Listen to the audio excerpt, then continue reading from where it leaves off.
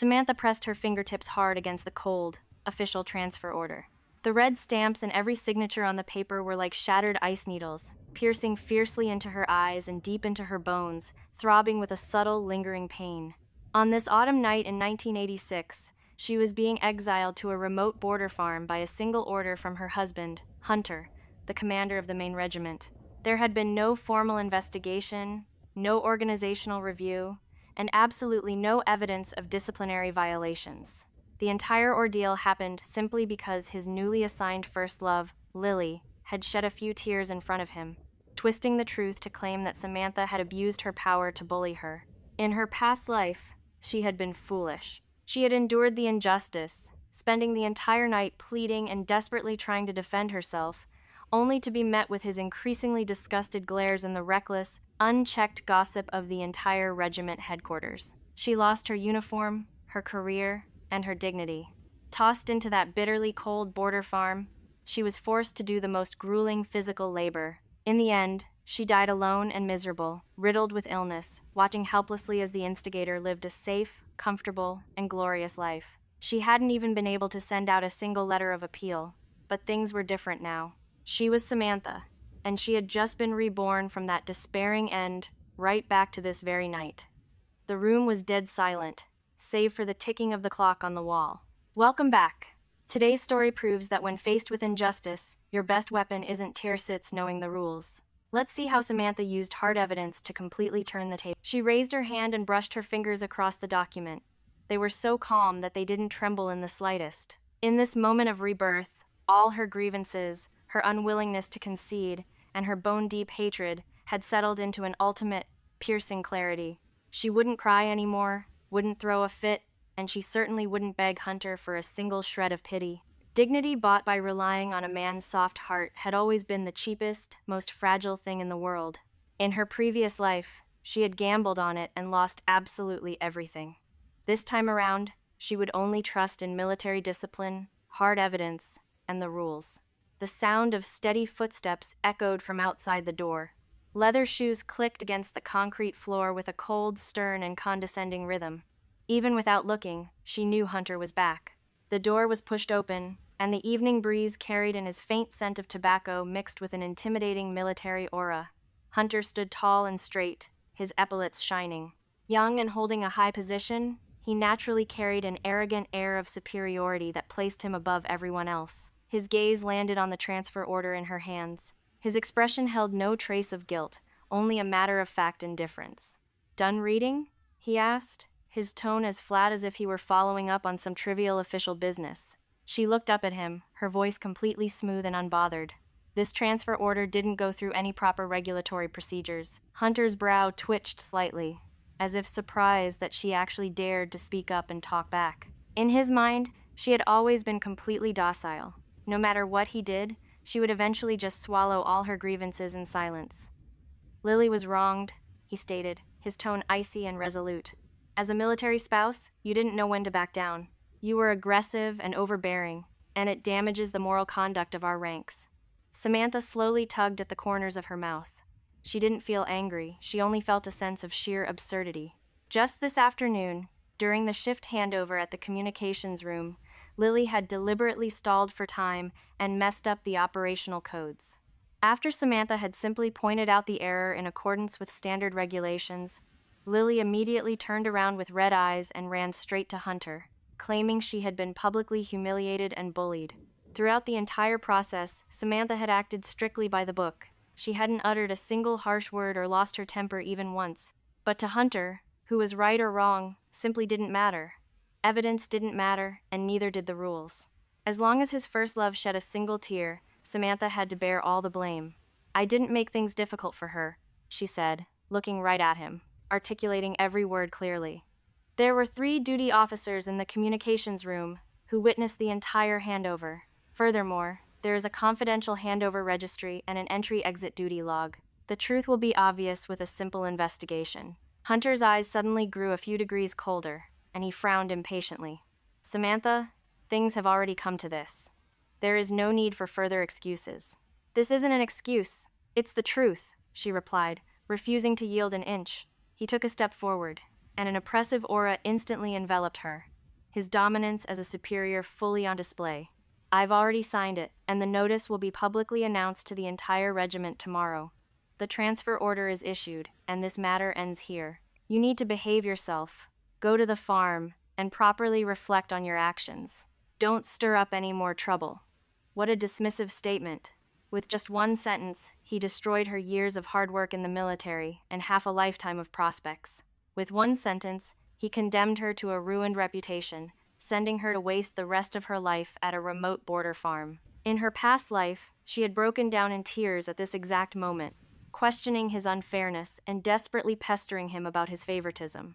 It had all ended in an ugly scene, which only cemented her reputation as someone who was unreasonable and oblivious to the bigger picture.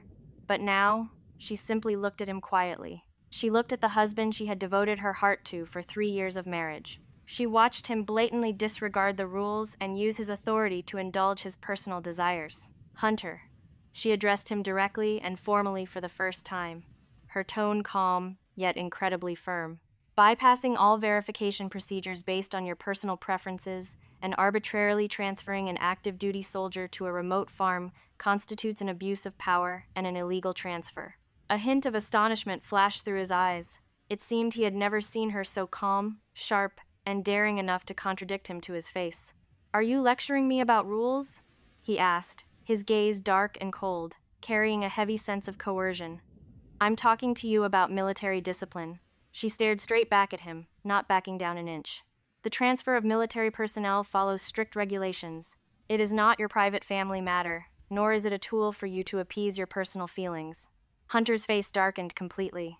"Samantha, you are being ridiculous." She nodded slightly. "Fine, I'm being ridiculous. If you won't follow the rules, then I'll find a place that does." He only took it as an angry threat made in the heat of the moment. He sneered, too dismissive to give her another look. "Make a scene if you want. Just stay home and behave. When I return tomorrow, I don't expect to hear about any more of your antics." With that, he turned and left. The sound of the door closing was crisp and cold, without a single trace of reluctance. The room fell completely silent. She stood in place, the very last bit of affection for this marriage in her eyes burning out into ashes. In her past life, she had been trapped for a lifetime by his demand to behave. In this life, she would absolutely never again be trapped in this house, trapped by love, or trapped by his selfish favoritism. She turned and walked over to the desk. She turned on the lamp, letting the warm yellow light spread across the surface. Taking out a pen, paper, and her archive record book, she began to systematically organize all the evidence. As a core member of the communications department, she dealt with official document procedures year-round and knew the military discipline regulations better than anyone else. Hunter's actions tonight were full of loopholes and constituted a serious violation of regulations. First, a cross-level transfer of an active duty soldier had to go through the branch committee, be reviewed by the party committee, and be filed with the disciplinary inspection commission. These 3 procedures were absolutely indispensable. Hunter had privately issued the transfer notice based solely on his personal authority, rendering the procedure completely invalid. Second, any transfer of position had to be based on documented evidence. Any transfer had to be verifiable.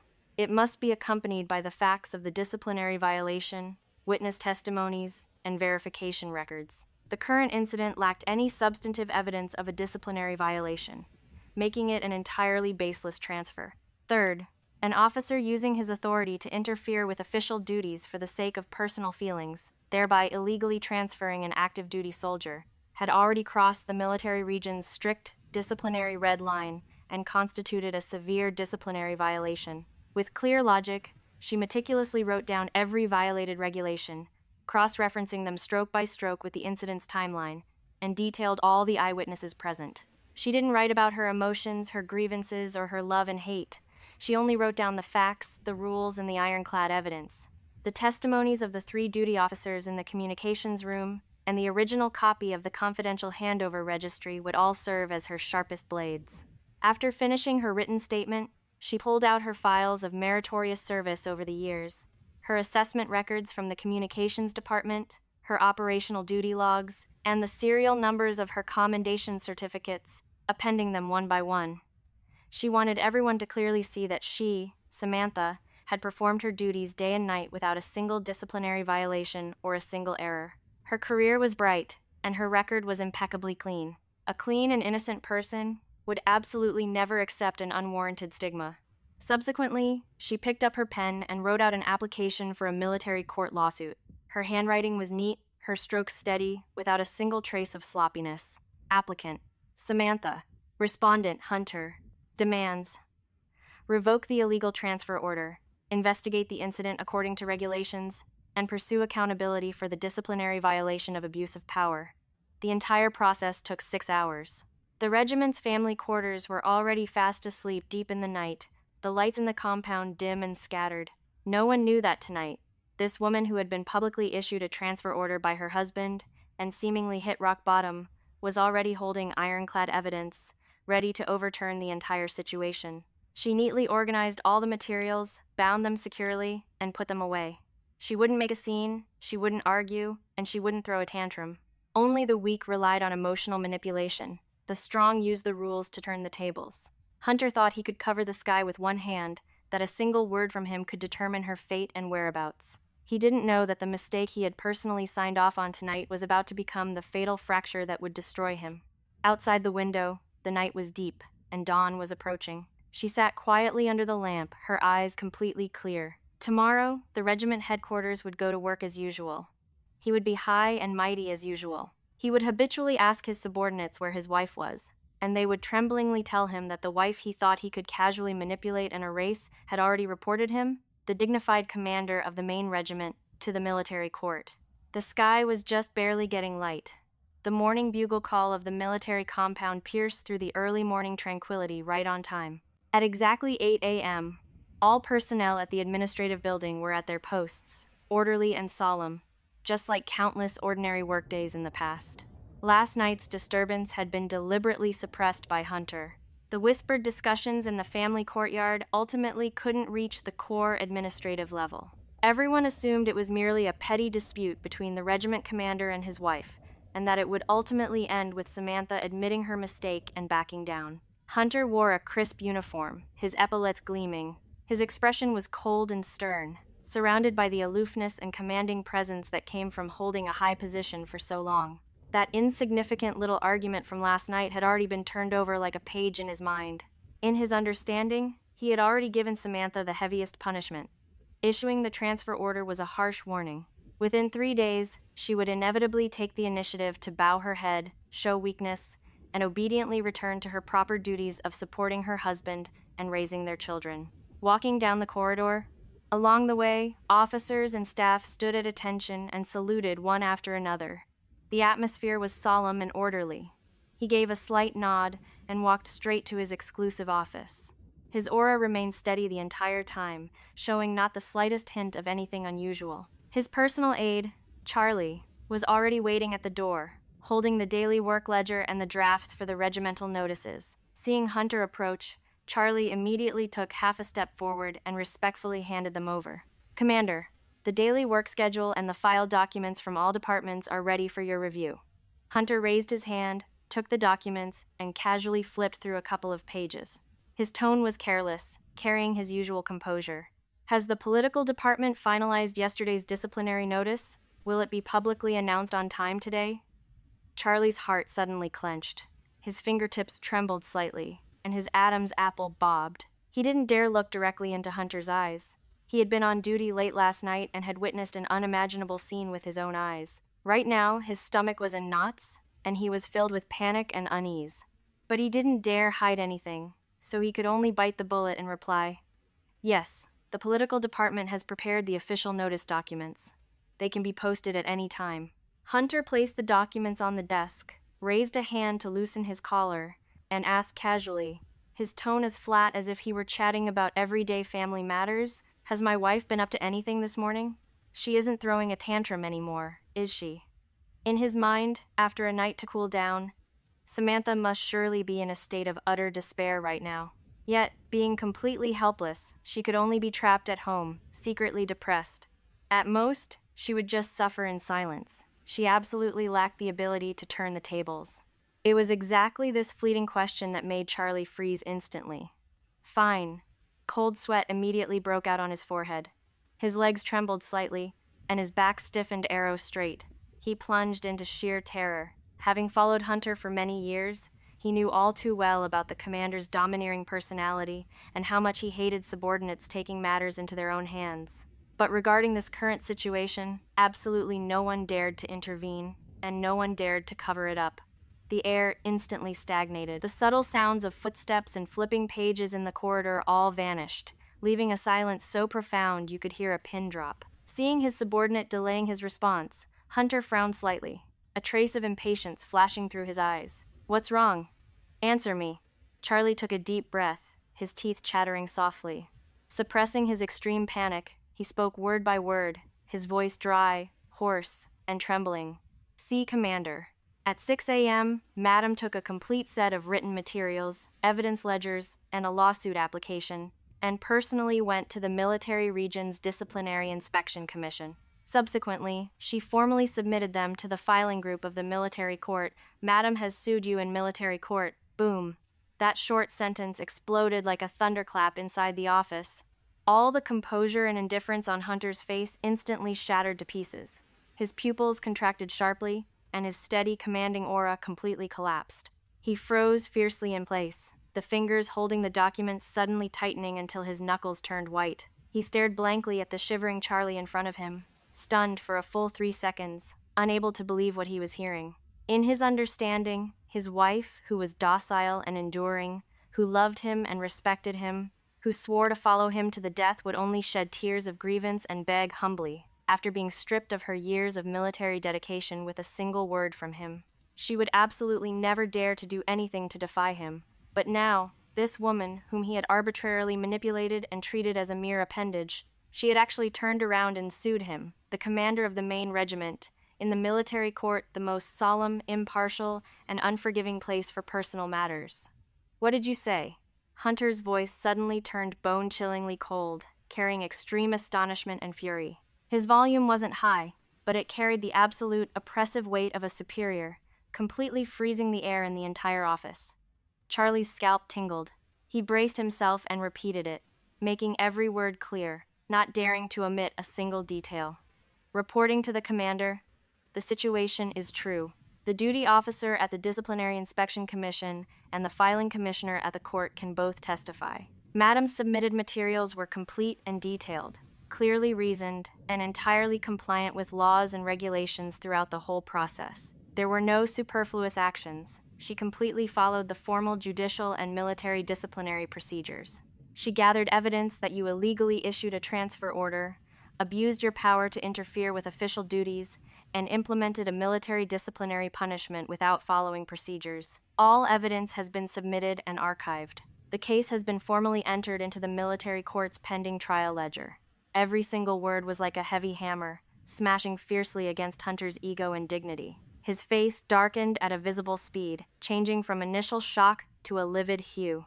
A monstrous rage and unbelievable astonishment surged in his eyes. He had lived for 27 years, achieved fame at a young age, had a smooth career, and held a high position. It had always been him who judged others, decided right from wrong, and determined their fates. Never had there been a day where his dignity was publicly overturned, let alone being formally sued and held accountable by military discipline and law. Not to mention, this person was his wife, the Samantha he had always thought to be docile, obedient, and completely devoid of sharp edges. "She's crazy," Hunter spat out in a low voice. His tone was full of disbelief, as well as the overwhelming, surging anger of being offended and provoked. In his ingrained understanding, husband and wife were one entity, and family matters never needed to be brought to court. Even if his handling of the situation was biased, it was an internal marital conflict. Samantha should have endured and been accommodating, preserving his career and dignity. But she chose the most ruthless, yet most dignified, and most fatally effective method. She severed all personal ties, speaking only of the law and ignoring any sentimental considerations. Charlie didn't dare to reply. He could only keep his head firmly down, remaining dead silent. He knew incredibly well in his heart that Madam wasn't crazy. On the contrary, she was far too clear-headed. Gathering evidence, submitting it, and filing it, everything was fully compliant with regulations. She didn't argue, didn't make a scene, didn't throw a tantrum, and didn't pester. She solely used the rules to strike back at absolute power. Every single step landed precisely within the framework of military regulations, leaving everyone unable to find the slightest fault. Hunter's chest heaved violently as fury surged wildly within him. The air pressure around him dropped to a terrifying level. He walked briskly to the window, staring at the neatly lined-up drill ground of the military compound below, his eyes filled with rampant hostility. He couldn't figure it out. It was just issuing a transfer order, just a minor punishment. Why did she dare to completely disregard their bond as husband and wife, disregard his future, and push things to a dead end? Her calm retreat and reasoned arguments last night weren't a sign of submission at all. It was a long, premeditated plan. Who received the materials? Who allowed her to file and register the case? Hunter snapped his head back, his gaze as sharp as a knife, and questioned sternly. Charlie hurriedly replied, his tone extremely cautious. It was Officer Davis from the Disciplinary Inspection Commission and Commissioner Hayes from the Military Courts Filing Group. The two of them strictly executed it according to the 1982 Military Region Disciplinary Litigation Regulations. Madam had all the required procedures and sufficient evidence. According to the rules, they had to accept the case. No one could intercept it. This sentence completely cut off Hunter's all avenues for privately suppressing the case. It wasn't that his subordinates were slacking, nor was someone deliberately targeting him.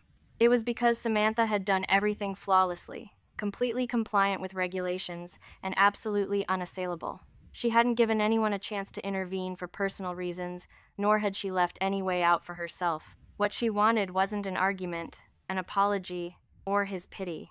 She wanted legal justice, an untarnished record, and for him to be formally held accountable for his dereliction of duty. Hunter clenched his fists so tightly that his knuckles turned white. Amidst his furious rage, for the very first time, a trace of panic emerged in his heart. Holding a high position, he knew all too well the weight of a military court case. Once it was officially entered into the ledger and publicly tried, it was absolutely no longer a personal grudge, but a disciplinary case accessible to the entire military. A light penalty would mean a public reprimand and demotion.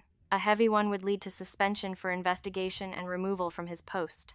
Just to soothe a little grievance of his first love, he had let his selfishness overflow for a moment and abused his power, only to be personally sent to the military disciplinary tribunal by his own wife. Where is she?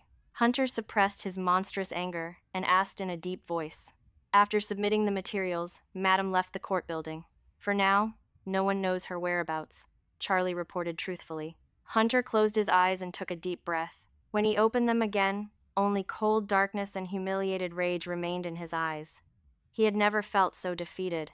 He thought he controlled everything, controlled Samantha's future, her honor and disgrace, her very life. But in the end, he was completely counterattacked by her in the most impartial and unresolvable way, fully exposed and torn apart.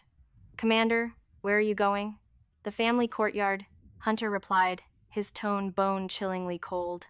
I want to ask her just how far she intends to take this. He didn't believe that 3 years of marital affection could be completely nullified. He didn't believe that the gentlewoman who had followed him for 3 years could truly be so utterly heartless, leaving absolutely no room for negotiation. At this moment, he still carried the arrogance of a superior, feeling that as long as he personally showed up to apply pressure and use some tactics, Samantha would eventually soften her heart and compromise. He didn't yet know that after last night, the Samantha who used to revolve around him, compromise for him, and humbly endure was already completely gone. The one who remained was a reborn soul who lived only for her own future and her own innocence, refusing to yield or back down even a single inch. The storm had only just lifted a corner. The real grand drama of turning the tables had only just opened its curtains. By the time Samantha walked out of the military court office building, the sun was already high in the sky. The process of submitting the materials was complete, and all evidence was fully archived and filed. The case officers had repeatedly confirmed that the procedures were compliant, and the case had officially entered the queue awaiting trial. Absolutely no one could privately withdraw it. She didn't linger. She slowly walked away along the main road of the military district, not returning to the family courtyard, but heading toward a vacant equipment duty room in the communications department. She had a locker there where she stored her personal belongings. It was relatively quiet and unlikely that anyone would disturb her. She knew perfectly well that once Hunter got the news, he would definitely rush back home to find her. She wasn't willing to get entangled with him too early. It was best to save all confrontations for the courtroom. Just as she sat down on the wooden bench in the duty room, a series of light footsteps came from the direction of the courtyard gate. Samantha looked up and saw Lily standing in the doorway.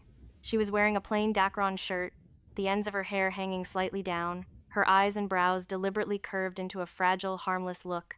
Her news came quickly. She must have heard the rumors spreading within the military district early this morning. Lily walked slowly into the room, her gaze sweeping around.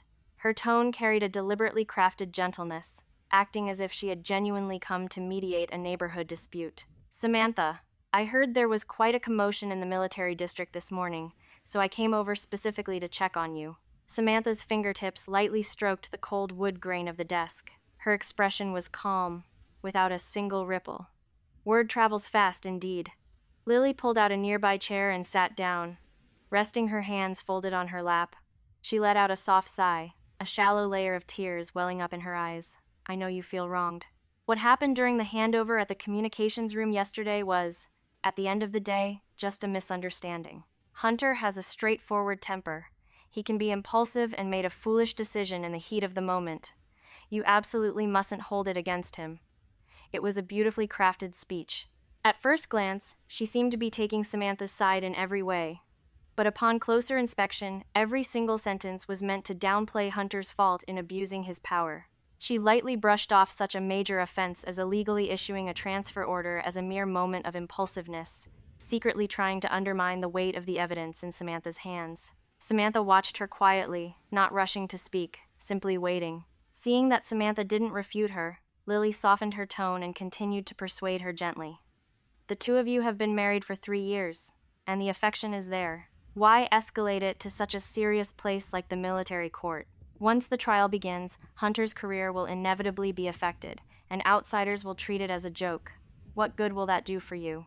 You should know that Hunter has been dwelling on the grievances I suffered yesterday. As long as you are willing to take a step back and voluntarily withdraw the lawsuit, this matter can be put to rest. As for the transfer order, he will naturally reconsider it afterward. If we all take a step back, it's the best of both worlds." A faint, subtle curve touched the corners of Samantha's lips. She finally spoke, her voice steady and clear. "The best of both worlds? What kind of best of both worlds? The kind where I swallow all my grievances, accept an unwarranted punishment, and stay quietly at home while right and wrong are completely ignored? Is that what you call the best of both worlds?" The gentle expression on Lily's face stiffened slightly, as if she hadn't expected Samantha to pierce through her rhetoric so directly. She quickly adjusted her demeanor, the sense of grievance in her eyes deepening. "Samantha, how could you think that? I just don't want to see your marriage end in ruins. I never intended to get mixed up in the conflict between the two of you. In yesterday's clash, I was also a victim." "A victim?" Samantha repeated the word, her tone devoid of any emotion. "The 3 duty officers in the communications room witnessed the entire process yesterday. You were the one who took the initiative to step forward and block me, provoking me with your words first. During the scuffle, you lost your balance and fell to the ground. From beginning to end, I didn't lay a single finger on you, nor did I utter a single word of insult." Lily's fingertips tightened, and her voice grew slightly strained. The officers were watching from a distance. They might not have seen all the details clearly. In a moment of panic, it's inevitable for people's perceptions to be slightly off. The communications room keeps a confidential handover registry and an entry-exit duty log. There were 3 duty officers present at the time of the incident, and the written testimonies of all 3 corroborate each other. "There are no deviations," Samantha stated slowly. "If you insist on believing that I deliberately bullied you, you are more than welcome to submit your testimony to the Disciplinary Inspection Commission and undergo the investigation alongside me. Let everything be judged by the rules, without solely relying on Hunter's individual judgment." For a moment, the fragility in Lily's eyes faded a fraction, revealing a trace of imperceptible panic. She knew very well that once a formal, multi-party investigation was launched, the story she had so carefully woven would instantly reveal its flaws. After a brief silence, Lily put her gentle facade back on. Changing tactics, she tried to use the marital bond to tie Samantha down. "Even if you don't do it for my sake, you also need to be considerate of Hunter. It's hard for others to imagine how much blood, sweat, and tears he poured into reaching his current position. If his future is damaged because of this lawsuit, can you truly feel at peace with yourself? I am at peace, Samantha replied, her tone resolute. Military discipline is laid out for everyone to see, regardless of their rank or how close they are to each other. He violated the regulations, so he should rightfully undergo the corresponding investigation. This isn't me deliberately making things difficult.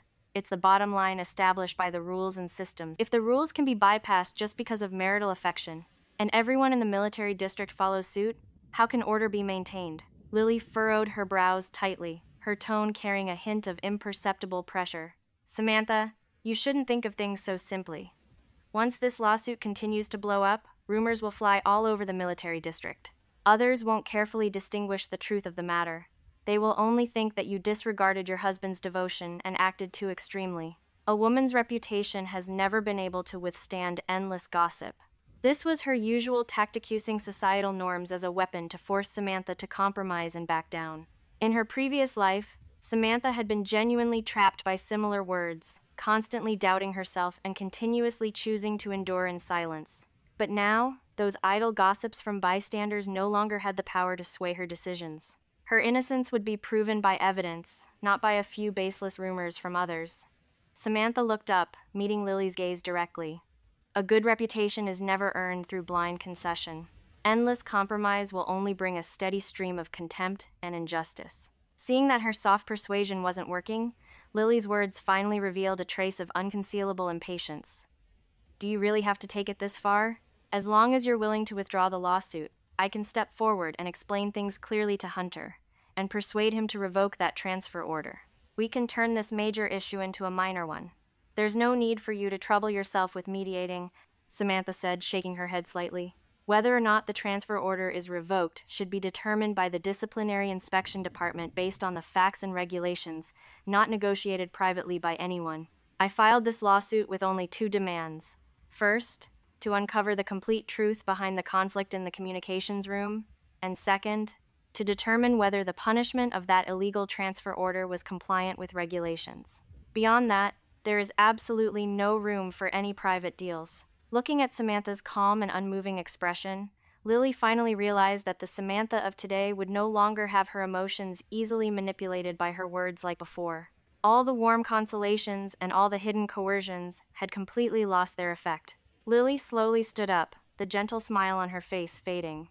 Since your mind is made up, any further persuasion from me is futile. I only hope that in the future, you won't regret the choice you made today. I won't regret it, Samantha replied. Lily said no more, turning around and walking out of the duty room. The wooden door clicked shut softly, and the room returned to silence. Samantha knew very well in her heart that this probing visit was merely the beginning. Having failed to persuade her to drop the lawsuit, Lily would definitely turn right around and go straight to Hunter, adding fuel to the fire as she relayed their conversation, further inciting the fury in Hunter's heart. Not long after, heavy and hurried footsteps echoed down the corridor. Hunter appeared at the doorway of the duty room. He had driven all the way back to the family courtyard but couldn't find a trace of her, eventually finding his way here after asking around. His dark gaze fell heavily upon Samantha, the air pressure around him terrifyingly low. "Did Lily come looking for you just now?" he asked. "Yes," Samantha replied openly. Hunter strode into the room, his brows knitted tightly together, his tone carrying suppressed anger. "She came here out of the goodness of her heart to talk sense into you, and that is the attitude you give her? Samantha, are you really not going to be satisfied until you've pushed everyone to stand against you?" "I was merely explaining the facts and the rules to her. I wasn't deliberately targeting anyone," Samantha replied calmly, stating the facts. He chuckled coldly in a low voice. "In your eyes, these so-called rules are more important than 3 years of affection? Marital affection is a private matter, while military discipline is official business. The two cannot be mixed together," she retorted, not yielding an inch. "You used your personal feelings to dictate the handling of official business, which blurred the lines to begin with. Now, taking the legal route is precisely to draw the boundary clearly between public and private once again." Hunter's fists clenched tightly. The emotions he had suppressed for so long were on the verge of losing control. "I will try to reason with you one last time. Withdraw the complaint from the military court immediately. I can suspend the issuance of the transfer notice. We can close the door and resolve this matter privately through discussion. Don't keep dragging this out. It will ruin you, and it will ruin me. Impossible. She rejected him cleanly and decisively. The materials have already been officially filed. There is no justification for arbitrarily withdrawing them. If you want to resolve this matter, the only way is to wait for the military court to conduct a trial according to the law. He stared at her dead on, his eyes filled with disbelief. In his expectations, as long as he took the initiative to bow his head and make a concession, she should have naturally taken the out and stopped all resistance. He never expected that from beginning to end, she wouldn't waver in the slightest. Are you truly this heartless? It's not that I'm heartless. It's that you had already made your choice last night when you signed that transfer order, she said slowly. You showed favoritism to someone else, disregarded my innocence, and overstepped your authority. Today's situation stems entirely from that. Hunter's chest heaved. Suppressing his anger, he said coldly, "Fine. Since you insist on doing this, no matter what the outcome is in the future, don't ever seek any concessions from me again." With that, he turned and left. The sound of his footsteps faded down the corridor. She sat quietly where she was, her heart crystal clear. The tug of war had just opened its curtains. The pressure from rumors would follow one after another, and the real tests were yet to come. But with evidence in her hands and standing firmly on the rules, she was fearless. The news that the military court had accepted the case quietly spread throughout the military district's administrative offices within a single day. No one in the compound dared to discuss it blatantly, but whenever 2 or 3 acquaintances gathered together, the topic inevitably circled back to her and Hunter. This rare lawsuit-and active-duty soldier suing their commander was the very first of its kind since the establishment of the military district. Upon returning to his office, Hunter immediately summoned Charlie. A trace of wishful thinking still lingered in his heart as he attempted to rely on his connections to temporarily suspend the handling of the case. Make a trip to the military court's filing group. Ask if the case can be temporarily shelved for private mediation. Hunter sat behind his desk, tapping his fingertips lightly on the surface, his tone carrying an unquestionable command. A look of difficulty appeared on Charlie's face. He spoke hesitantly. "Commander, I already looked into it this morning. The lawsuit and the list of evidence have all been archived. According to regulations, unless the plaintiff voluntarily submits an application to withdraw the case, the handling personnel have no authority to unilaterally shelve it. Then find a way to contact Samantha and persuade her to voluntarily drop the lawsuit." Hunter's brows locked tight. "Tell her that as long as she is willing to take back the complaint, the transfer order will be permanently sealed, her position in the communications department will be restored, and I won't pursue past matters any further." "Commander, I'm afraid that will be difficult to do." Charlie gritted his teeth and replied truthfully. "Just now, when I passed by the communications department, I heard the duty officers saying that Samantha has explicitly stated to others that she will not accept any private mediation. What she wants is a formal trial conclusion, not verbal promises." Hunter's face instantly sank. He had assumed that by offering the condition of restoring her position, she would definitely waver. He still couldn't understand that what she sought was never just a job, but the justice that had been trampled upon. "Since the soft approach won't work, then we'll take the formal route," Hunter said in a low voice, a dark haze sweeping through his eyes. "Notify the political department to prepare a written statement. Reorganize the sequence of events regarding yesterday's conflict in the communications room. State clearly that Samantha committed a severe dereliction of duty, and that the issuance of the transfer order was completely reasonable." Charlie's heart tightened. He hurriedly reminded him, "Commander, at the time of the incident, there were 3 duty officers who witnessed it. If your written statement conflicts with the officers' testimonies, it will be even more detrimental to you during the investigation." "I know what I'm doing," Hunter interrupted him. "Just objectively state the situation as I understood it that day." With that said, Charlie knew it was inappropriate to continue advising him. He could only bow his head in compliance, turn around, and exit the office. The news quickly reached Samantha's ears. An older officer from the communications department, with whom she was well acquainted, quietly sought her out during the lunch break. "Samantha, I just heard the officers in the political department organizing materials. It looks like Commander Hunter plans to submit a written defense up the chain. You must be extra careful." Samantha thanked the officer, her heart remaining perfectly calm. The moment she decided to file the lawsuit, she had already anticipated that Hunter would use every means possible to protect himself. After the lunch break, Director Walker sent someone to pass on a message, inviting her to the Disciplinary Inspection Commission for a talk. Director Walker was the leader in charge of disciplinary inspection work in the military district. He was known for being upright and impartial. His stepping forward this time was most likely an attempt to mediate the situation. Inside the office, Director Walker gestured for her to take a seat, personally poured a cup of warm water, and pushed it in front of her. Samantha, I've carefully reviewed your lawsuit materials. The logic is clear, and the evidence collection is complete. I can see you are very well prepared. Director Walker's tone was peaceful, not leaning toward either side. But I also want to ask you, is there truly no room for compromise? Once the trial begins, regardless of the final outcome, both of you will face significant public pressure. Director, I understand your concerns. Samantha sat up straight, her tone sincere. I don't want to create conflict.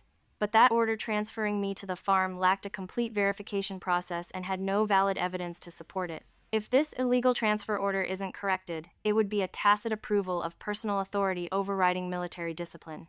It fell on me today, but in the future, other comrades might face a similar predicament.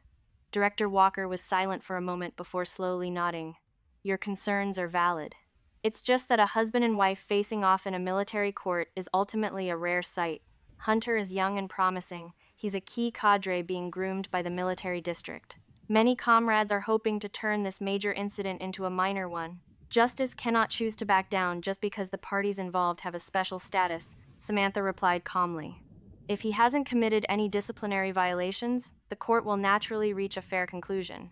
If he did indeed overstep the regulations, he should be investigated according to the rules. Director Walker looked at her calm and resolute expression, realizing that persuasion would hardly be effective, and ceased his attempts at mediation. I respect your choice. For the subsequent court investigation, just cooperate with the evidence collection on time and state what happened truthfully. We will handle things entirely according to the rules and won't show favoritism to either side. Bidding farewell to Director Walker, Samantha walked out of the office building.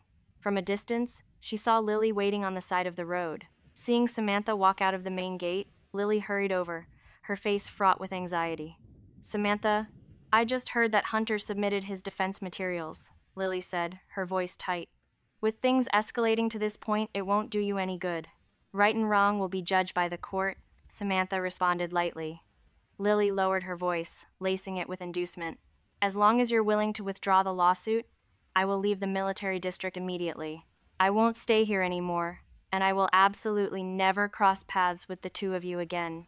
The peaceful life you want can still be preserved. Samantha shook her head slightly. This isn't a question of whether you leave or not. The core issue is that the abuse of power and the illegal transfer must be clarified. Even if you never appear again, I will not accept this baseless transfer order.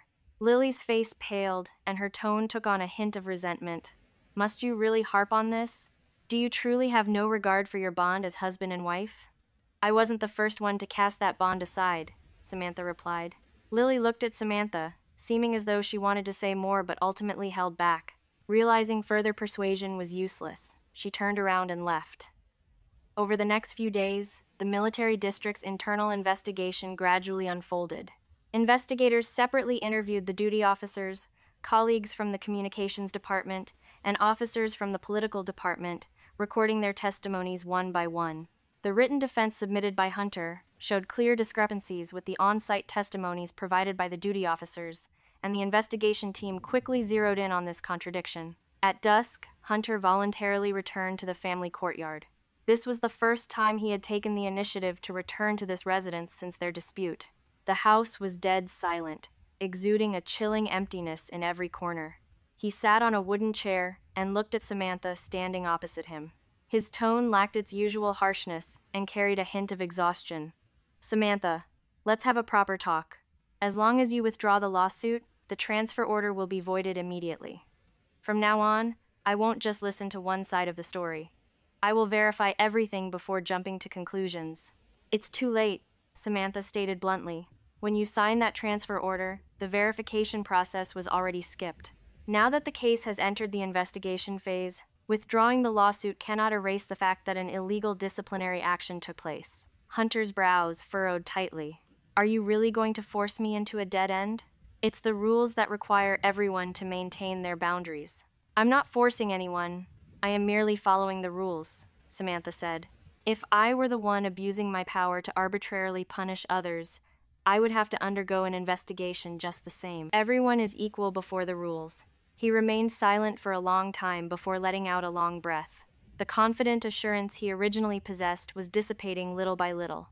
He gradually realized that while the power in his hands could suppress ordinary people, it could hardly contend with the black and white military disciplinary regulations, nor could it overturn the comprehensive evidence she had collected. The trial date is approaching. Are you truly not going to change your mind? He asked. No. Hunter stood up, looked around the room, and a trace of complex emotion flashed through his eyes.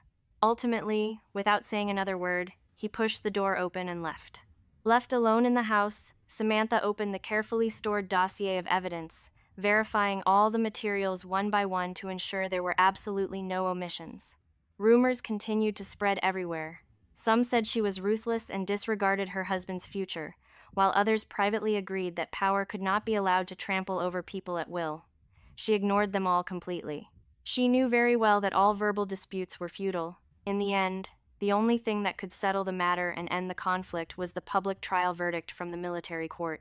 The tug-of-war had reached its end, and the final judgment was right before her eyes. The day of the military court's public trial arrived exactly on schedule. The atmosphere inside the courtroom was solemn. The personnel attending the hearing had gone through strict approval processes. Members of the military district's party committee, disciplinary inspection officers, and relevant witnesses took their seats one after another. Wearing his regular uniform, Hunter sat upright in the defendant's seat, his back perfectly straight, though between his brows, he had long lost his former absolute composure. Lily had also been permitted to attend the hearing. She sat in a corner, her hands tightly clutching her cloth bag, her expression tense. Samantha sat in the plaintiff's seat, the perfectly bound evidence materials stacked neatly in front of her. Her mind was steady, without the slightest bit of agitation. Along the way, the numerous attempts at lobbying, pressure, and indirect persuasion had all failed to shake her decision. Today, she only waited for the court to make a fair judgment according to the regulations. The chief judge announced the start of the trial according to procedure, first outlining the core disputes of the case. First, the establishment of the facts regarding the conflict in the communications room. Second, whether the procedure Hunter used to issue the illegal transfer punishment was compliant, and whether it constituted an abuse of power. First, the 3 duty officers on shift that day were summoned to testify in court one after another. Their 3 testimonies corroborated each other, clearly reconstructing the entire incident. Lily had taken the initiative to step forward and block Samantha, provoking her verbally. During the scuffle, Lily lost her balance and fell on her own. Samantha never initiated any physical contact and engaged in no aggressive or insulting behavior. After the testimonies were read aloud, the chief judge looked at Hunter and asked calmly, "Comrade Hunter, before making the disciplinary decision, did you thoroughly verify the testimonies of all eyewitnesses?" Hunter's fingertips tightened slightly. After a moment of silence, he spoke. On the day of the incident, Lily came to recount her experience. She was highly emotional. "I primarily believed her account and did not gather evidence from the duty officers." The chief judge continued to press. "You are aware that the transfer of an active duty soldier must go through the entire process: branch committee review, party committee approval, and filing with the disciplinary inspection commission. Why did you skip all these steps and issue the transfer order directly?" "At the time, I determined that Samantha's behavior was detrimental to the military district's moral conduct. I was eager to quell the conflict, which led to oversights in the disciplinary procedure." Hunter's voice was deep.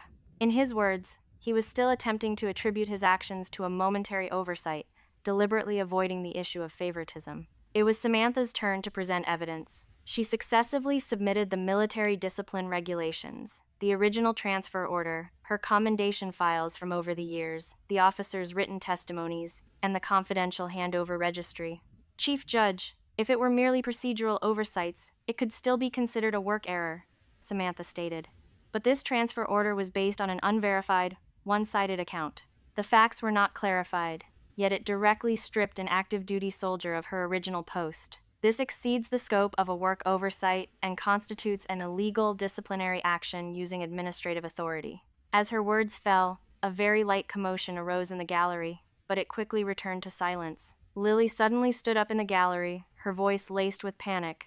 "Chief Judge, I have something to say. I was indeed shoved that day. You can't conclude everything based solely on the officer's testimonies." The Chief Judge raised his hand, gesturing for her to sit down. Observers are not allowed to speak freely without being summoned. Any relevant claims can be submitted as written materials to be deliberated by the investigation team. Lily's face turned pale. She could only sit down resentfully, unable to conceal the panic in her eyes any longer.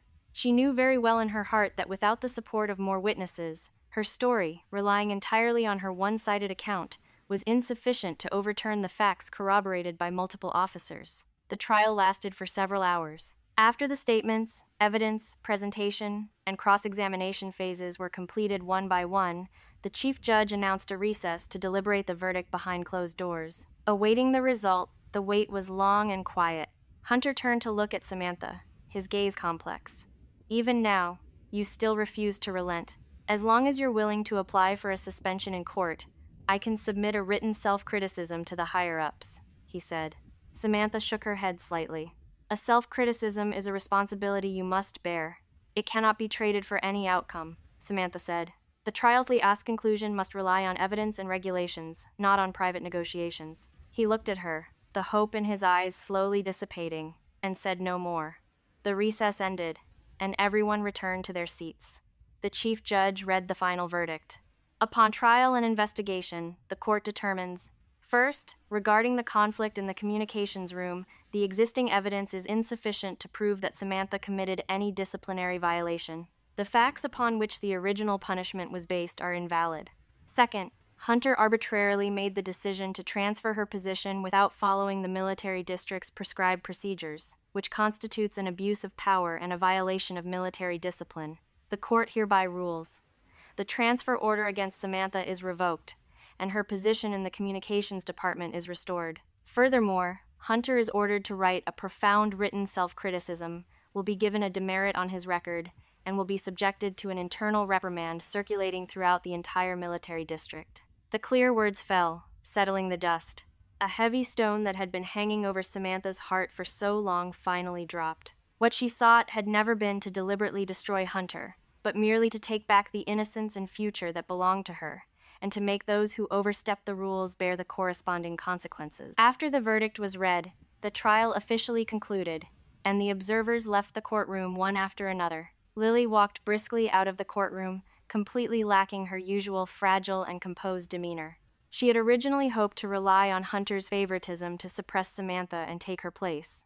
Now that Hunter had been disciplined and his future cast under a shadow, all of her calculations had come to nothing. Walking out of the trial building, Director Walker approached her from the opposite direction, his expression peaceful. "Comrade Samantha, congratulations on getting justice.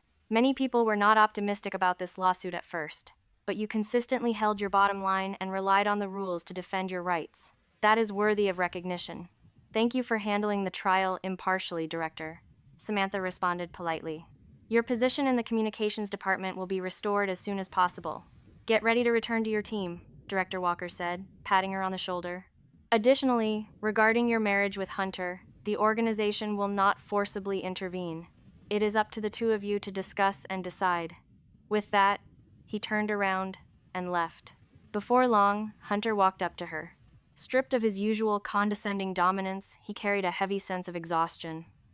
"I accept the verdict. After the notice is issued, I will submit my self-criticism on time. Once the punishment is implemented, this matter will be settled on the level of military discipline." He paused, asking in a low voice, "Is there truly no room for reconciliation between us as husband and wife?" Samantha looked at the neat barracks in the distance and spoke slowly. "The moment you signed that disciplinary order last night, the fracture between us became irreparable. If a marriage requires me to constantly give up my bottom line and endure injustice just to maintain it, then there is no meaning in its continuation. I plan to submit an application for divorce soon." Hunter's body stiffened, and he remained silent for a long time. It seemed that only at this very moment did he realize that his single act of favoritism and disregard had completely exhausted all their affection, leaving no chance for redemption. He did not continue to persuade her. After a long while, he gave a slight nod. "I understand. I will cooperate with the relevant procedures." Bidding farewell to Hunter, Samantha walked alone along the road of the military district. As the wind blew past her shoulders, it felt as if a 1,000-pound burden had been lifted. In her past life, she had been trapped in grievance and unwillingness, dying in deep depression. In this life, she didn't cry or beg. Relying solely on ironclad evidence and clear-headed decisions, she had reclaimed her uniform, her innocence, and the initiative in her own life. A few days later, the military district's notice was officially issued. As everyone saw the complete truth of the whole incident, the rumors completely reversed. Many of those who had previously criticized her in secret quietly shifted their attitudes. Unable to bear the surrounding gossip, Lily left the military compound shortly after and never showed her face again. The communications department notified Samantha to return to her post. The familiar communications equipment appeared before her eyes once more. Putting on her military uniform with its gleaming epaulets, she knew this was the sanctuary she had fought with all her might to protect. She would no longer entrust her life to the favoritism of others, nor would she be trapped in romantic entanglements. In the years to come, she would faithfully fulfill her duties at the communications department, strictly abide by the responsibilities of a soldier, and step steadily forward, relying solely on her own abilities. All the dark clouds had completely dissipated, and her bright, untroubled new life had officially begun. This just shows that your best defense against unfairness is keeping a cool head, playing by the book, and keeping receipts. Never sacrifice your self-worth for someone who disrespects you. Moving on to our second story. Ever sacrificed everything for someone ungrateful? Given a second chance, Mary stops saving toxic people and rewrites her destiny. Let's dive in. In 1965, at 18 years old, Mary inherited her father's job as a butcher. She used a large pig's head to trade for the release of John, who had made a mistake and was nearly sent down to a reform farm for labor. After they got married, she used the money she saved from butchering pigs to buy John a job as an elementary school teacher, slaughtering pigs to support his entire family. However, on the day the college entrance examinations were reinstated and John was accepted into a university, he personally poisoned her with deadly heartbreak grass. Watching her roll on the ground in agonizing abdominal pain, John's refined and handsome face gradually twisted. "Mary, why did you have to use that rotten pig's head to trade me back from the farm back then? Did you know that because I didn't go to the farm, Emily was bullied by thugs and swallowed heartbreak grass to commit suicide? It's all your fault. Blame her?" Right before Mary died, she pulled out her butcher knife and slashed it across John's throat in one stroke.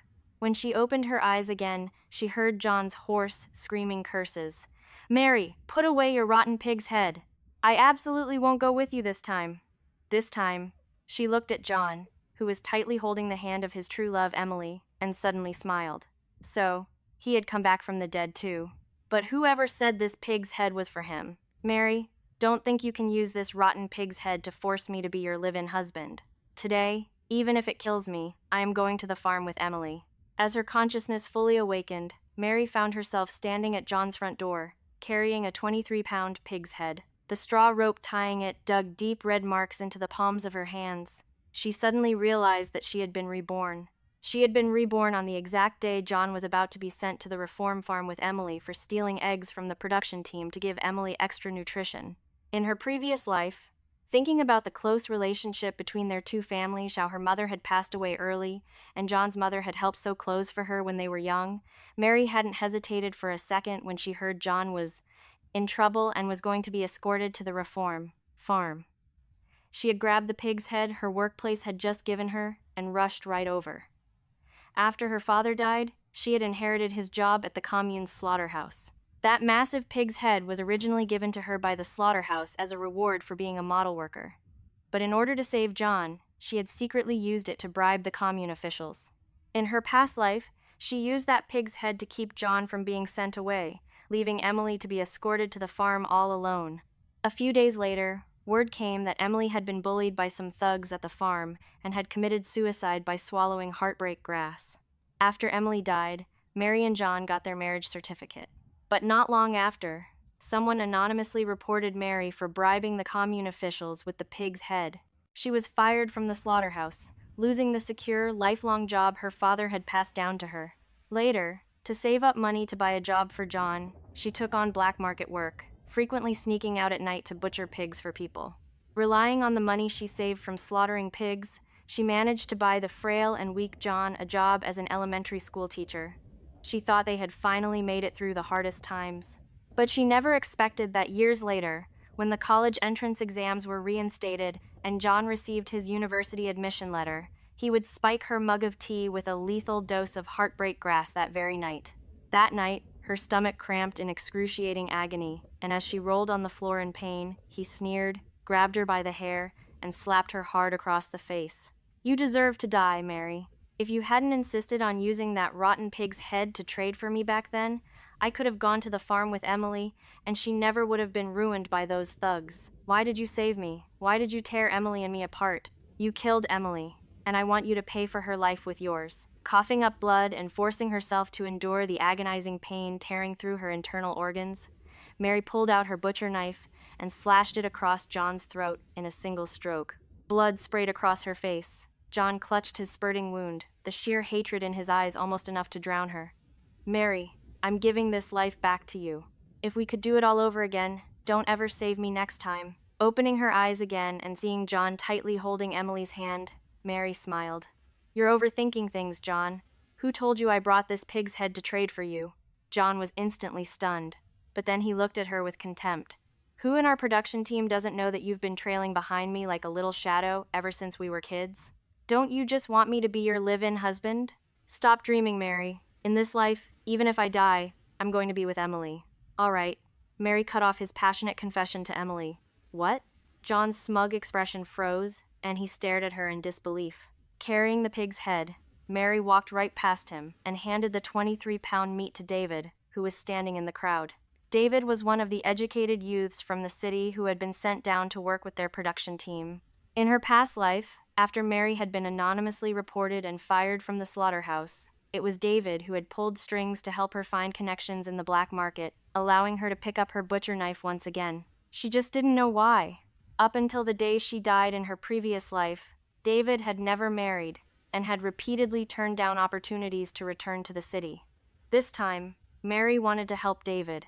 At the very least, if she gave this pig's head to him to eat, he would actually appreciate it and say a few kind words. He wasn't like that ungrateful wretch, John. She had used a pig's head to save John's life. And not only was he ungrateful, but he had also bitten the hand that fed him. In her past life, it wasn't until the moment right before her death that Mary finally figured it out. The person who had anonymously reported her for bribing the commune officials with the pig's head, getting her fired from the slaughterhouse, was most likely John himself. In this life, she would never give him the chance to hurt her again. Looking at the pig's head that was larger than a wash basin, David waved his hands frantically. "No, this is too valuable. I can't accept it. Then come over to my house to eat." "All of you city youths should come," Mary offered. David snapped his head up, his eyes sparkling brightly as he looked at her. John's smug smile instantly froze on his face. "Mary, what is the meaning of this?" She turned around, a perfectly crafted look of bewilderment on her face. "I don't mean anything by it. I just saw that David and the other youths have been working so hard coming down here to support our rural development. It just so happens that the slaughterhouse gave me a pig's head, and I wanted to invite them over for a meal." After saying that, she feigned surprise and asked him, "You didn't actually think this pig's head was for you, did you?" John's face immediately flushed bright red. To her surprise, he let go of Emily's hand, strode quickly over to Mary, and lowered his voice. "Stop pretending, Mary. You just want to use this pig's head to bribe the commune officials so they'll let me go, right? Let me tell you, don't even think about tearing Emily and me apart this time." Mary shoved him away hard and yelled loudly, "John, you really are unrepentant. You stole the production team's eggs, and now you have the nerve to slander me, claiming I'm trying to bribe the commune officials? We aren't related, and we aren't friends. Why on earth would I bribe the officials for you?" A smug smirk quickly spread across John's face again. "Isn't it because you like me and want me to be your live-in husband? Just admit it, Mary. We grew up together as childhood sweethearts. How could you bear to watch me be sent down to the farm for reform? But don't dream about it. I won't like you. In this life and the last, the only person I have ever loved is Emily." John's words instantly caused a huge uproar. Blushing, Emily walked over to John's side. She gave Mary a smug and contemptuous look, but her eyes involuntarily landed on the pig's head in Mary's hands, and she couldn't help but swallow hard. In these times, every household was short of food and drink. Such a massive pig's head, if cured into bacon, would be enough for an ordinary family to eat for 2 or 3 months. Emily gently tugged at John's sleeve. John, even though you don't like Mary, we're going to the farm soon. I heard they don't even have enough food to eat over there. Why don't you just accept Mary's good intentions and take this pig's head? As if suddenly remembering something, John looked at the pig's head Mary was carrying, a hint of greed flashing in his eyes. He walked over and reached out his hand toward her, his tone sounding like he was granting her a favor. Hand it over. Mary was stunned. What? John's tone suddenly grew impatient. The pig's head! Didn't you specifically bring it here to give to me? Even though I don't want it, Emily is in poor health. It's perfect for us to take to the farm so she can nourish her body. As he spoke, he lowered his head and dropped his voice to a whisper. Mary, you know this. This is what you owe Emily. Mary laughed out of sheer anger. John, Emily and I aren't related, nor are we friends. How do I owe her? What exactly do I owe her? John's face darkened. Mary, stop playing dumb with me. I know you came back too. In our past life, if you hadn't used this rotten pig's head to bribe the commune officials and insisted on stopping me from going to the farm, how would Emily have met with such a tragedy? Seeing Mary standing there silently, John acted as if he had caught her by the throat, reaching out to snatch the pig's head from her hands. Mary snapped out of her daze. She quickly pulled back the pig's head and took 2 steps backward, looking at him with sarcastic, mocking eyes. John, stop flattering yourself. My family has been poor peasants for 4 generations. Our roots are strong, and our background is spotless. Why would I ever like a petty thief like you who sneaks around stealing the production team's eggs? John's smug smile froze completely on his face. You don't like me? Then who do you like? He pointed at her, questioning her furiously, as if she had somehow cheated on him. Mary immediately straightened her back and answered loudly, I love my country and I love my people. Is that a problem? Good. A round of enthusiastic applause immediately erupted from the surrounding crowd. Even the commune officials, who had just suspected her of trying to bribe them with the pig's head, now gave her smiles of admiration. John's face turned pale. He never expected her to say something like that. While he was still stunned, Mary carried the pig's head over to David's side. Comrade David, let's go. We'll head to the educated youth spot right now and invite all the others to my house to eat pork. David smiled and proactively took the heavy pig's head from her hands. John panicked. Wait, Mary, you're just going to leave like this? You're not going to help me? Do you realize they're going to send me to the farm for labor reform? Mary nodded. I know. Isn't this exactly what you wanted? She lowered her voice, offering him an almost vicious blessing in a tone that only the 2 of them could hear. John, wasn't your biggest regret in your past life that you couldn't accompany Emily to the farm, which led to her being bullied by those thugs? In this life, I'm making your wish come true. When you and Emily get to the farm, you absolutely must be happy together. John's face drained of color, turning pale inch by inch. John clearly knew just how terrifying being sent down to the farm for labor reform really was. Otherwise, in their previous life, he wouldn't have half-heartedly accepted it when Mary used the pig's head to bribe the commune officials and get his name taken off the list. Yet later, when he found out that his beloved true love had been bullied by thugs at the farm and committed suicide by swallowing heartbreak grass, he blamed it all on Martha, very person who had saved his life. In this life, Mary hadn't stopped John from accompanying his precious true love, so why was he still unhappy? Seeing that Mary really was going to ignore him, and had even taken away the pig's head that could have helped him escape labor reform, John completely panicked. Mary, stop right there. Mary remained unmoved, continuing to follow David toward the educated youth's quarters. Just then, John's mother, Martha, rushed out from who knows where and tightly grabbed Mary's arm. Her sharp nails dug into Mary's flesh, pinching her arm so hard it nearly bled. Mary, you can't leave. You can't, Martha pleaded. Considerate Aunt Martha begging you. Please save our John. He's had a frail body since he was a child. If they really send him to the farm for labor reform, he'll lose his life. As she spoke, Martha's greedy eyes fell upon the pig's head in David's hands. Mary, didn't your workplace give you a pig's head? Why don't you give it to the official in charge and beg him to be lenient? Please, just ask him to let our John off the hook, okay? Mary didn't say a word. Because her mother had passed away early, Aunt Martha had indeed been quite good to her over the years. When Mary was a child and didn't know how to mend her clothes, Aunt Martha would always call her over to her house and help patch up her torn shirts and pants.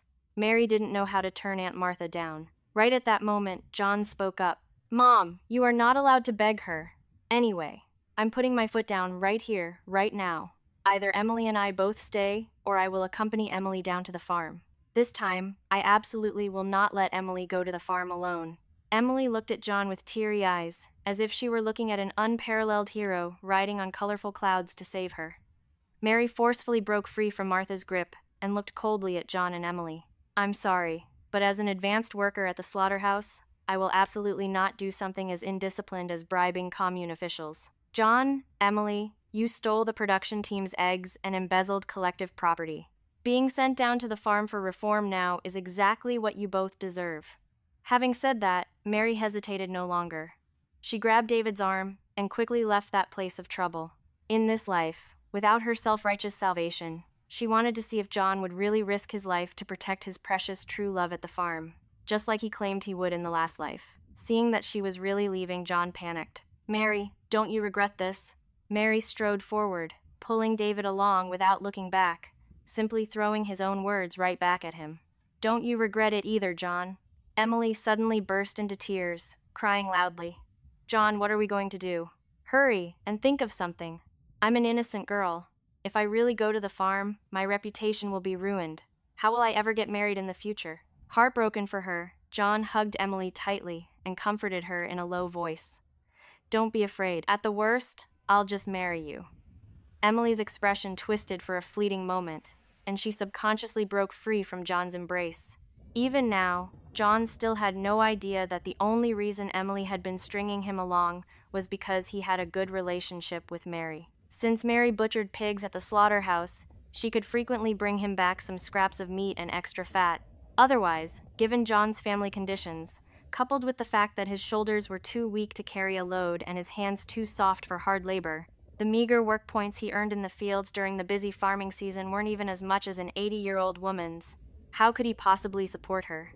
Emily merely wanted to string him along so she could frequently coax some pork or pig offal out of him. She never had any intention of marrying such a useless man.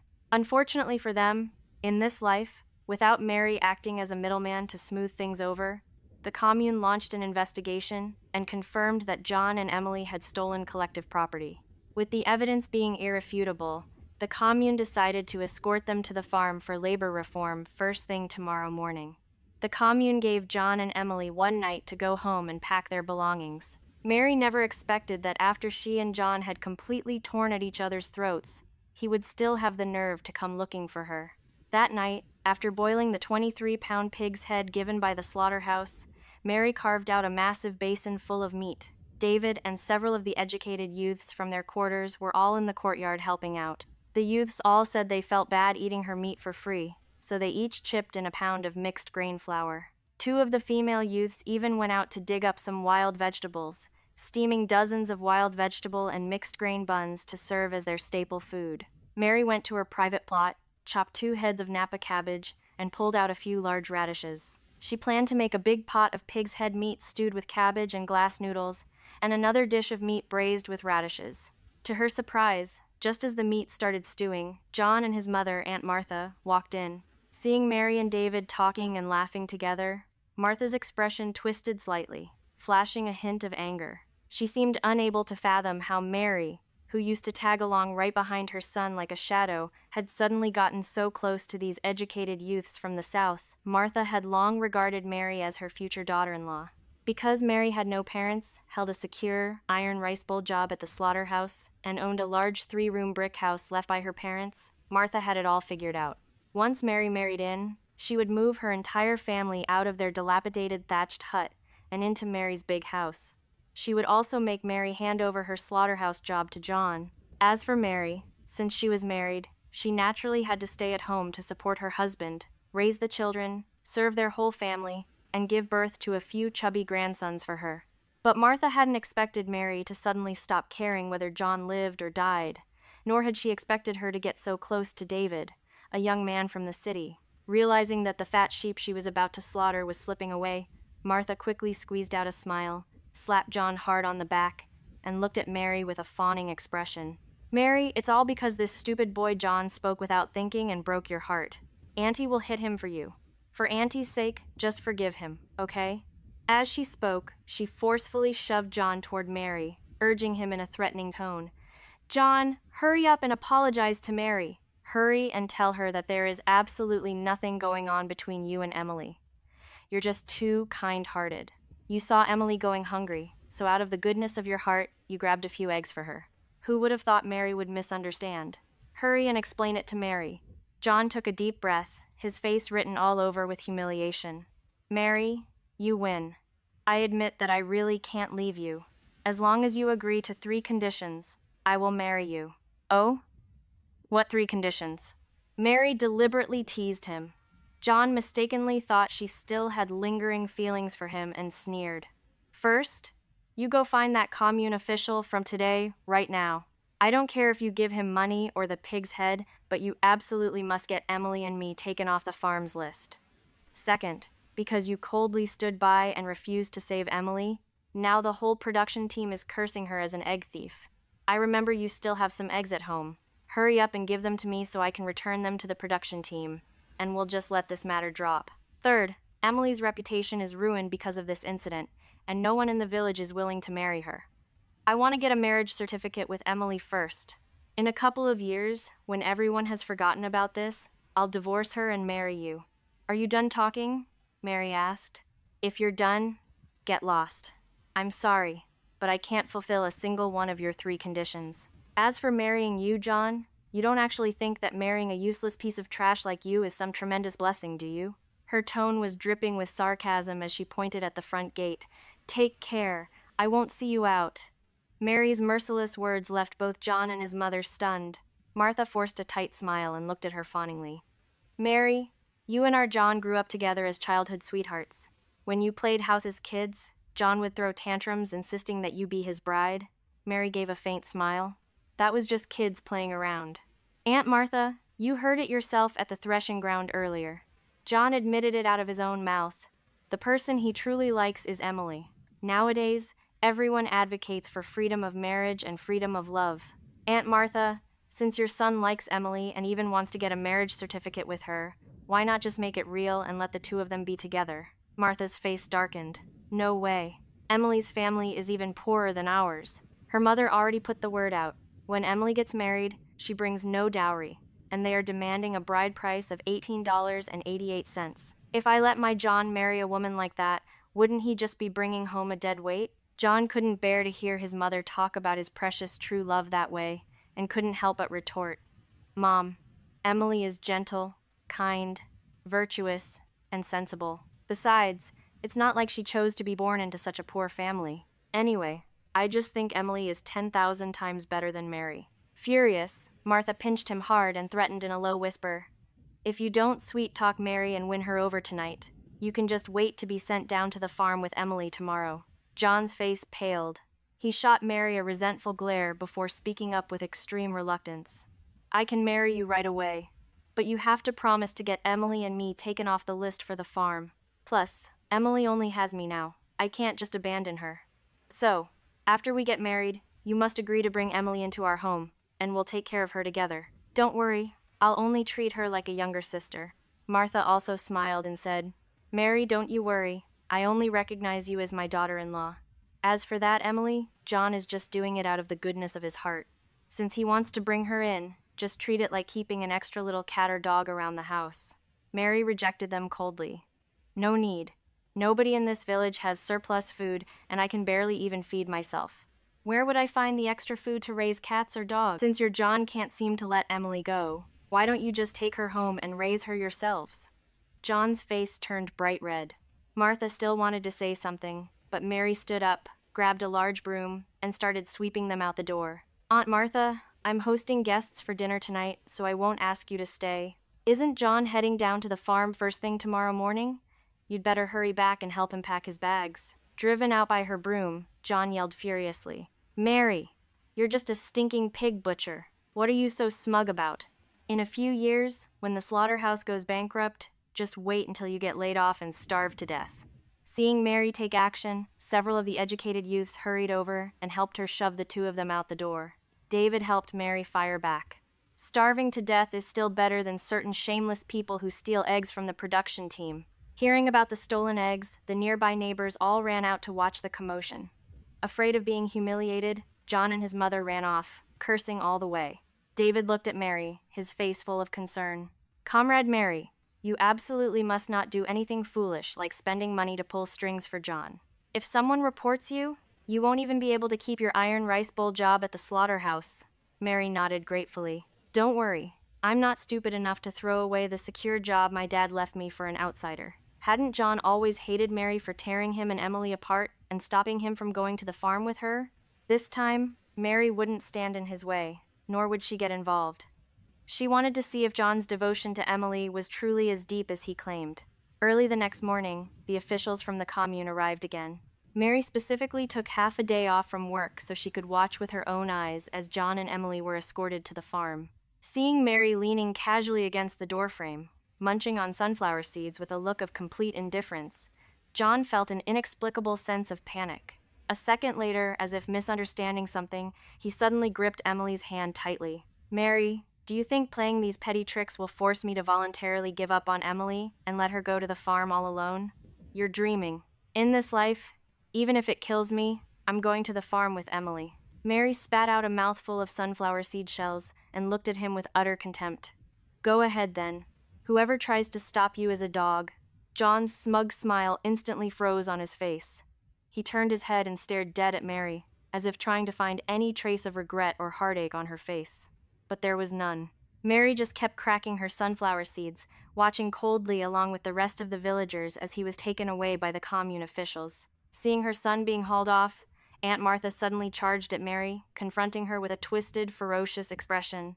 "Mary, to think I treated you so well all these years. I pitied you for losing your mother at a young age, helped you mend your clothes, taught you how to sew quilts, and constantly invited you over to our house to eat. And you're just going to stand there and watch my son get dragged away by the commune?" Mary calmly replied, "Aunt Martha, John stole eggs from the production team. This is his punishment from the commune.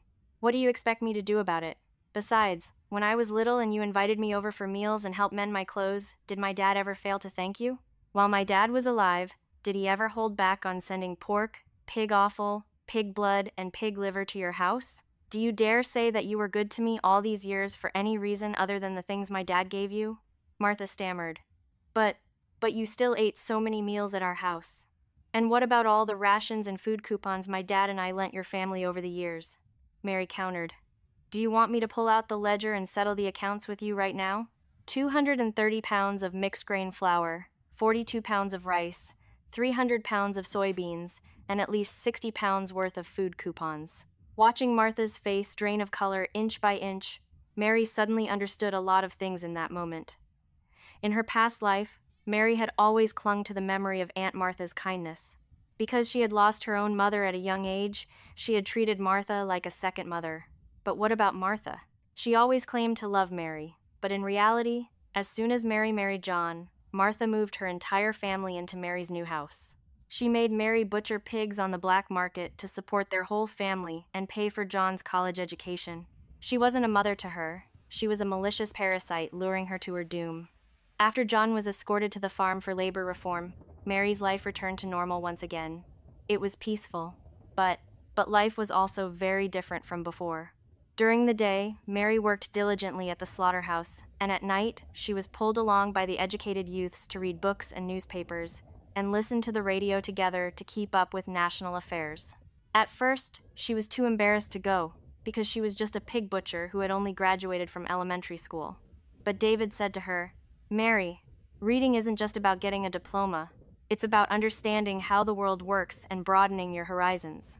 Are you really content staying in this village as a pig butcher for the rest of your life?"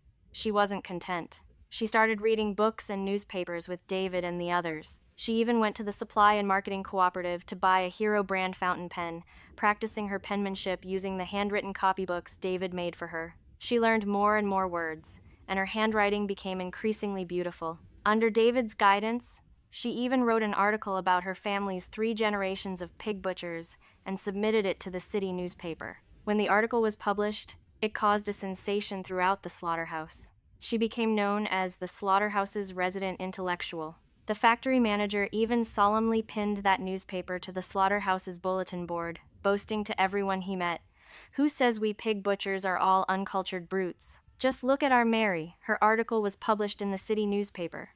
Because the article was so well written, she was transferred from the frontline butchering post to the slaughterhouse's administrative office, suddenly transforming into a white-collar official. While she was enjoying endless glory at the slaughterhouse, John, who had been sent down to the farm with Emily, was finding that life wasn't going nearly as well as he had imagined. The next time she heard news about John was 2 months later. Martha came to Mary's house again to borrow grain and money.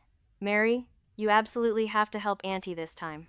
John cracked someone's head open at the farm. They said we either compensate him with 30 pounds of food coupons and 50 pounds of premium flour, or they'll report it to the police and have our John sent to jail." Through Martha, Mary learned about what John and Emily had been through over the past 2 months at the farm.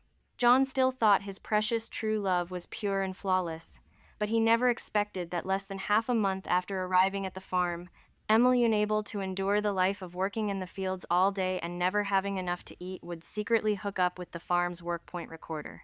John caught the two of them secretly meeting in the cornfield and mistakenly thought this man was the thug who had bullied Emily in their past life. In a fit of rage, John grabbed his work shovel and smashed it into the recorder's head a few times. Afterward, he assumed Emily would stand by his side. But to his shock, when the farm's investigators arrived, Emily adamantly insisted that she and the recorder were freely dating. As for John, he was painted as a pervert who obsessively stalked her and her boyfriend. John stared at Emily in disbelief, having no idea how things had turned out this way. The truth he had heard in his past life clearly wasn't like this. Hadn't Emily committed suicide by swallowing heartbreak grass because she was harassed and bullied by thugs at the farm? He roared, confronting Emily. "Tell the truth. Did this man threaten you? He called you out here to take advantage of you, and I only heard him to protect you. Tell them." Emily's eyes darted away as she shook her head at the investigators. "The recorder didn't threaten me. I'm just dating him. Comrade John, please stop stalking me from now on. The recorder and I are truly in love." "You're truly in love with him? Then what about me? I stole the production team's eggs for you to eat and accompanied you to the farm to endure all this hardship. What am I to you?" Emily suddenly got angry and shoved John hard. "Who told you to be so useless? When I said I wanted to eat eggs, did I tell you to steal them from the production team? Mary clearly had a whole basket of eggs at her house. I saw them myself, yet you. Why didn't you just go to her house and ask for them? Hasn't she always listened to whatever you say? You were the one who stole the eggs, and you even dragged me into it, causing me to suffer with you in this godforsaken farm. John, I hate you to death right now. How could I possibly still like you?" Emily's words thoroughly sealed John's fate.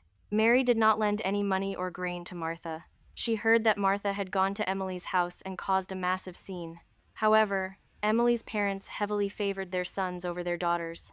Terrified that having a daughter sent down to a reform farm would ruin their son's chances of finding a wife, they had long since announced they were severing all ties with her.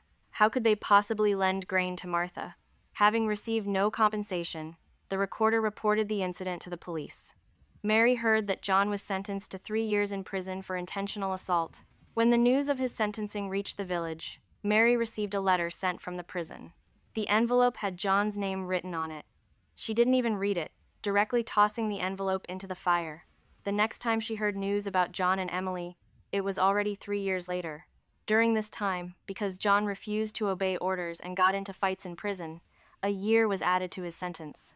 As for Emily, she thought that by ditching a useless man like John and hooking up with the farm's workpoint recorder, she could successfully climb the ladder and live a good life. But she never expected that the recorder was a degenerate gambler. To raise money to pay off his gambling debts, not long after Emily started dating him, he drugged her and offered her up to other men at the farm to play with. Upon learning the truth, just like in her previous life, Emily committed suicide by swallowing heartbreak grass. After John was released from prison and heard about this, he only had one phrase in response: "Serves her right." John finally regretted everything. The moment he was released from prison, he ran straight to Mary's house, wanting to get back together with her. But everything was too late. The day he was released happened to be the auspicious day Mary and David got their marriage certificate and tied the knot. Seeing Mary dressed in festive red, standing shyly beside David, John completely broke down. "Mary, how could you marry another man? I'm your man. Mary smiled, but the amusement didn't reach her eyes. John, what do I have to do with you? Didn't you declare in front of the whole village that the person you liked was Emily, and that you would be with her, even if it killed you? I kindly made your wish come true, and let the two of you go to the farm together. So, where is Emily? Why didn't she come back with you? John's face flushed bright red. Don't mention that slut. If it weren't for her, how could I have spent 3 years in prison? As he spoke, John looked at Mary with deep affection. Mary, I have completely seen through that woman Emily's true colors now. Anyway, she's dead now, and there will never be anyone coming between us again. Let's make up. Just like in our past life, you can buy me a job as an elementary school teacher first. In a few years, when the college entrance exams are reinstated and I get into a university, I'll take you to the city to enjoy a good life. Mary cut him off. She walked up to him and, using a voice that only the two of them could hear, enunciated every word clearly. Forget it, John. I don't want to drink heartbreak grass a second time. Oh, right. You can also forget about that elementary school teacher job and taking the college entrance exams. Have you forgotten? You've been to prison. You won't even pass the political background check. How could you be a teacher? How could you take the college entrance exams? John, didn't you say you wanted to be with your precious true love even if it killed you? In this life, you can just rot right here along with your true love. After getting married, Mary and David moved to the county town. David knew how to drive and passed the exam for the county town's transportation brigade, becoming a truck driver. Because of her outstanding performance at the commune slaughterhouse, Mary had been transferred to the county meat processing company the year before last to serve as the director of the publicity department. After they got married, she was busy writing articles, while David took advantage of the convenience of being a truck driver to do some small business with his friends from the black market in their past life. David couldn't bear to let her suffer. Whenever he saved up a little money, he would buy things for her. One after another, their home acquired an electric fan, a sewing machine, and a black and white television. In their 5th year of marriage, they already had a son and a daughter. David voluntarily went and got a vasectomy, saying that 1 son and 1 daughter were enough and that having any more would affect her career development. By this time, Mary had already been transferred from the county meat processing company to the provincial newspaper office. It was 8 years later when she finally returned to her hometown again. She accompanied provincial leaders down to the grassroots level for sympathy visits and interviews, only to unexpectedly see John's name on the list of impoverished households receiving support. It turned out that in this life, without Mary butchering pigs to support their family, and with John unable to do manual labor, his mother, Martha, had to work in the fields herself to feed the young and old of the family. A few years ago, she had died suddenly from overwork. Rumor had it that she died in their private plot, and her family hadn't even noticed. By the time someone found her, her body was crawling with maggots. After Martha died, John, unable to find a wife because he had been to prison, completely gave up on life. He didn't work in the fields, just scraping by each day through petty theft in the village. Last year, he wanted to pull off a big score and actually tried to steal the production team's ox. As a result, the ox headbutted him to the ground and stomped on him, breaking all 3 of his legs and turning him into a complete cripple. When the leader handed the relief supplies to John, Mary, standing to the side, pressed the shutter of her camera. The moment John subconsciously looked up and saw her, he got so emotional that he tried to climb up, but his legs were broken, so he could only miserably drag himself across the ground, desperately crawling toward her while shouting her name. The leader tilted his head slightly and said, "Reporter Mary, that disabled comrade just now seemed to be calling you." She smiled and replied, "Leader, you must have misheard. I don't know him." Outside the door, a gust of spring breeze blew past, lifting the press badge hanging on her chest. The pig butchering girl of her past life, Mary, was already dead. In this life, Mary was the most outstanding reporter for the provincial newspaper. She would just let John stay in the past, rotting and stinking. Her life would be an incomparably brilliant, starlit path. What a satisfying ending. Mary proves that investing in yourself is the best revenge. While John's selfishness ruined him, she walked away and built an amazing life. Never be a stepping stone for toxic people. Thoughts on her glow up? Drop a comment below.